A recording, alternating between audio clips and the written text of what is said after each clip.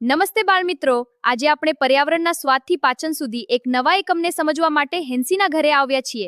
તો ચાલો હેન્સીના ઘરમાં શું થઈ રહ્યું છે તે જાણીએ. માં, હું આ કડવા કારેલા નહીં ખાઉં. મને ગોળ અને રોટલી આપો. તે સવારે રોટલી અને ખાંડ ખાધા હતા.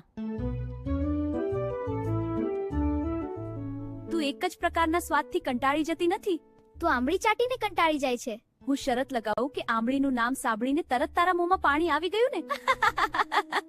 પાકું, મને ખાટી આંબલી ખૂબ જ પસંદ છે, પરંતુ હું મીઠી અને ખારી વસ્તુઓ પણ ખાઉં છું. હું કારેલાઓ પણ ખાઉં છું.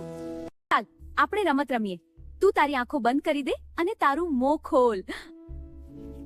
હવે કહી બતાવ. ખાટો લીંબુ. તે ભૂકો કરી દે, નહીં તો તેને ખબર પડી જશે. આ તો ગોળ છે. આ તો તળેલી માછલી છે. ચાલ હવે સાચી રમત શરૂ કરીએ. હવે તું કંઈ જોઈ નહીં શકે, ફક્ત સ્વાદથી ઓળખવાનું છે. આ તો ગળ્યું લાગ્યું એટલે આ ગોળ છે. આમલી છે.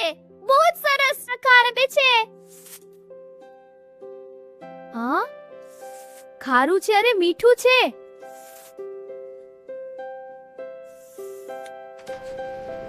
નાક બંધ રાખીને ઓળખ. કડવું, સહેજ ખારું, થોડું ખાટું. શું હશે? મને એક ચમચી વધારે આપો. આ રહ્યું તે ખા. હા, હજી વધારે આપો.